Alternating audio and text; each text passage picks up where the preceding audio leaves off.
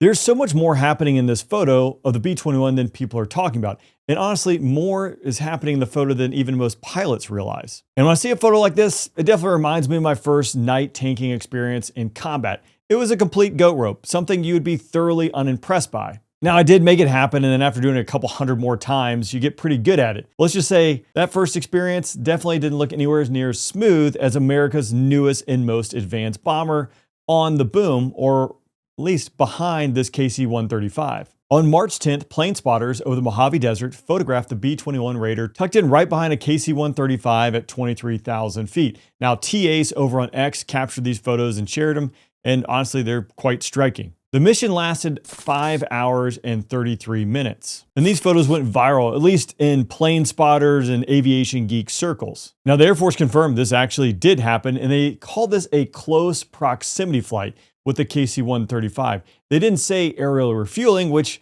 is a little bit confusing when you see a plane behind a tanker. So the Air Force did not say that they actually transferred fuel, and this is because it wasn't supposed to be. And this is one of the aspects that, honestly, I was a little surprised about. But this was a specific phase of testing. And when we understand what actually is going into this phase, the photo definitely gets a little bit more interesting. But before we get into that tanking and what actually was happening on this flight, let's talk about the B-21 Raider and what this plane actually is. Now, the B-21 Raider is America's next generation stealth bomber, and it's built by Northrop Grumman. It's a flying wing design, no tail. It's blended into itself to optimize from ground up for low observability. Kind of looks like a B-2. This makes it incredibly difficult to see on radar. It is being designed to penetrate deep into advanced integrated air defense networks, some of the most complex on the planet, and be able to put weapons on targets that other aircraft just simply cannot reach. That is the whole point of it, a long-range capability that can go undetected deep into enemy territory. Now, the Air Force wants at least 100 of these, with each of them running about $700 million. Now, the Air Force typically always wants more. For instance, the Raptor, the F-22. The Air Force wanted over 700 of these and only got 185. The jury's still out on the F-35, but we'll see how many B-21 Raiders we actually get. The first delivery is set for Ellsworth Air Force Base in South Dakota, which is targeted in 2027. And this will start replacing the B-1 that is currently stationed there. And ultimately, the B-21 Raider will replace the B-2 that we've seen in the news so much lately when it comes to Operation Midnight Hammer and then Operation Epic Fury. Now, it's quite impressive because Northrop Grumman and the Air Force have fielded 2 prototypes relatively quickly, and those are flying out at Edwards Air Force Base in California. And the production line is already in full swing, and that's happening at Northrop Grumman's facility in Palmdale, California. This is the plant that built the B-2 bomber. And earlier this year, the Air Force signed a deal to increase and accelerate that production by 25%. The details of that, not quite known to the public, but it does seem like the B-21 Raider program is moving along quite quickly. Now back to the photo. When I first saw it, I thought the B-21 was doing aerial refueling. That's what it looks like. But I reached out to a close buddy of mine, Coma, who's been on the podcast, a test pilot who's flown nearly everything under the sun. And he shed some key insight into what's going on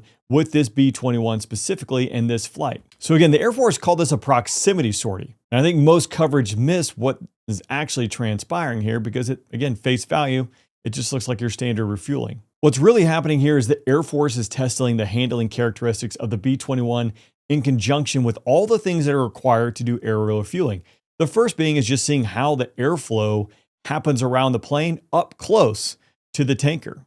So really seeing what are the bomber's handling characteristics. Are there certain characteristics with airflow and disturbances that are occurring with both these planes being so close to one another? Does the pilot have to fight to hold position? Does it get a little squirrely? You really don't know that until you fly that up close. You're not testing this in a wind tunnel or really being able to test it in a computer simulation and ensure it's 100% accurate. The next piece, the control laws. Now, we don't know what they're going to be like in the B-21. If I go back to my F-16 days, when you open up that aerial refueling door, the flight control logic, the computers that are handling the inputs that the pilot's making, actually adjust. And for a lack of a better phrase, they become just a little less responsive, so that way you don't get into a pilot-induced oscillation, or you think you're making a small input and it actually makes a big correction. That's the last thing you want to do when you're flying behind the tanker. So we know the B-21 is going to incorporate fly-by-wire system like the F-16. It's going to use computers to manipulate those flight controls. So seeing how that logic works with the airflow going over the plane as it's being disturbed and it's different, testing to see what the pilot's having to do. Is it fatiguing? Are they having to hold certain flight control inputs in longer or more than they thought? All this is transpiring in this photo. Now I mentioned PIO, pilot-induced oscillation. That's another aspect here. And that's where the pilot overcorrects. And then the jet corrects, and then the pilot overcorrects again. And you kind of into this oscillation. And if you've been in the aviation world, you've probably been in a PIO at some point. And if not, you might have seen it online with planes bouncing down the runway, and it just gets worse and worse and amplifies unless the pilot makes an appropriate correction.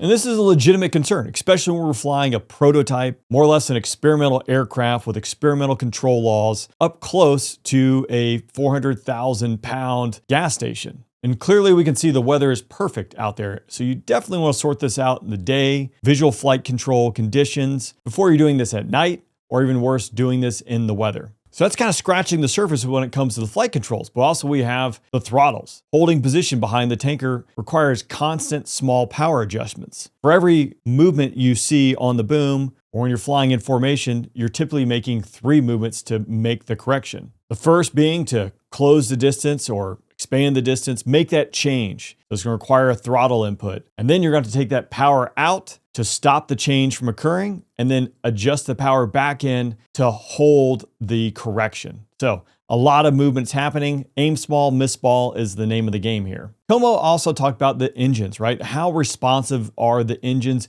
in the mid 20,000 foot range? This is kind of a nice, comfortable spot to be doing aerial fueling, but those altitudes undoubtedly will change later on down the road, depending on where these planes are flying.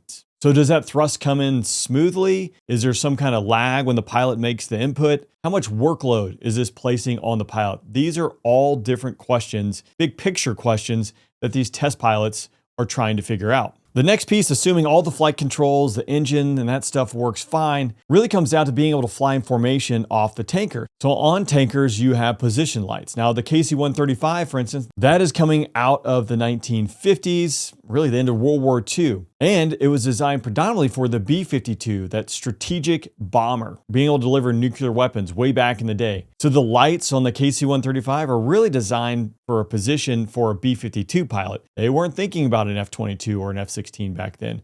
So now, what is the pilot's visibility in the B-21? Can they easily see these lights? Can they easily see the boom? Is there something that's blocking or obscures the vision? Trying to sort out all these angles and what the acceptable limits are when it comes to aerial fueling. There are a lot of moving pieces here. And then potentially from the 135 itself, doing boom clearance checks, actually moving that aerial refueling probe around to make sure that it's not going to come in contact or too close to the surface of the B-21. Obviously, you don't want the boom hitting any plane, but specifically when it comes to a low observable plane, which could damage some of the material that makes it stealth. In those clearance checks, for instance, the F-16, that boom is behind the pilot. So typically you would approach the boom straight on, but the boom operator is actually going to fly the boom. They're going to move it to the left side of your canopy, right? But typically you're going to see it fly the boom around your jet as you continue moving straight on. So it's also important for the boom operators to know how to operate around the B-21.